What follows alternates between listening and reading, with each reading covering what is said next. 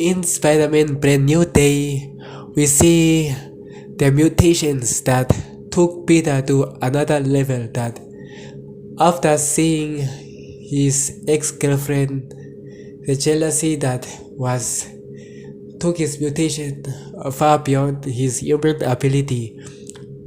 And then it happened that he first become unconscious but not completely. He just lost control of his strength and his body, and he could not attain himself. The headaches grow massively, and then the eyes color, the pupil enlarge like spider or any animal who is venomous, and his super strength enhanced with organic weapon and him rebirthing from spider cocoon. So we were first wrong about Venom because I would have been glad if it was Venom, if Venom could be given another shot with Tom Holland, and if Spider-Man Brand New Day was having Venom, but instead they put Jean Grey, which is the character of X-Men. So Spider-Man Brand New Day and Tom Holland Spider-Man's theories about magic and about superhero characters interacting with each other instead of just normal characters turning into something super amazing, super villain or super helpful friend like the first classic Spider-Man.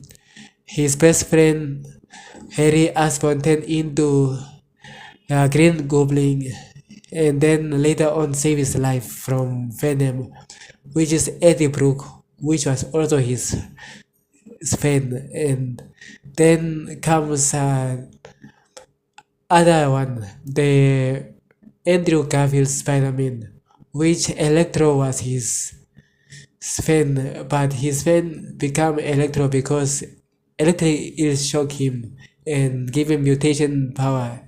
He mutated into Electronic Man, and then comes a lizard, the scientist who wanted to regrow his arm because he was ashamed of only living with one arm, and then become a villain because lizard power mutated him into lizard DNA mutated him into lizard power, and then that power drive him crazy to kill Spider-Man instead of doing good, and then mutating people into lizards, and then the Sandman, and there is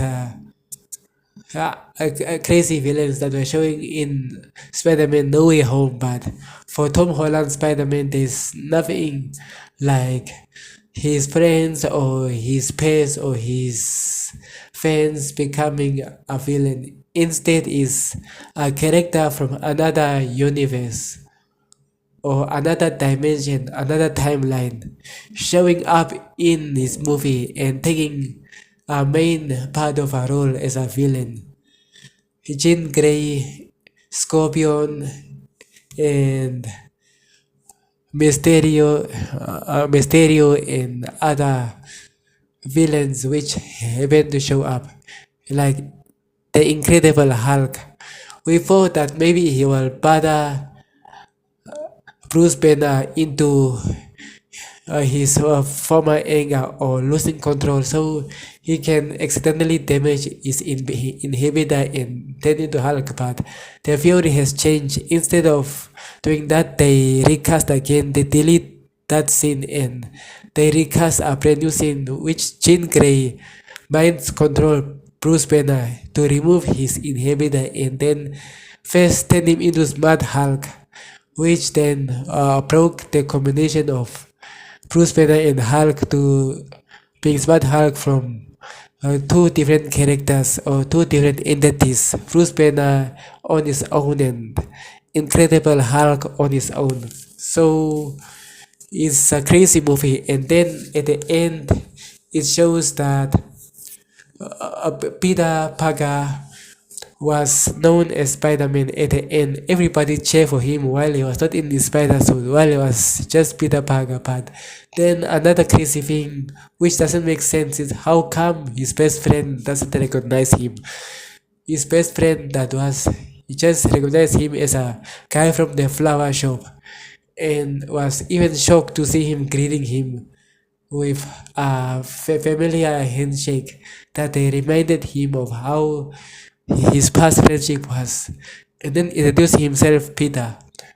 When even the ex-girlfriend of Spider-Man Tom Holland, MJ, say Peter be safe. He asked, "Is his name Peter?" Which makes it even more, which makes sense, but later on turns into something that is weird.